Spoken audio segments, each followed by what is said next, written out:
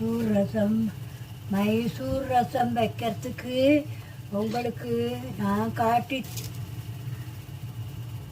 ஒரு ஸ்பூன் தனியா, அரை ஸ்பூன் துவரம்பருப்பு, ஸ்பூன் கடலைப்பருப்பு, அரை ஸ்பூன் குருமிளகு, அரை ஸ்பூன் சீரகம்,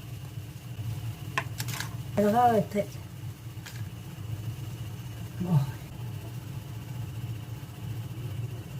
ஒரு ஸ்பூன் 2 ஸ்பூன் தேங்காய் தூவல் எண்ணெயில் அதை தொட்டு எண்ணெயை விட்டு வறுத்து கொட்டிக்கணும்.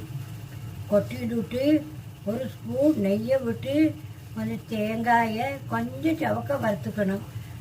ரசத்துக்கு தேவையான புளி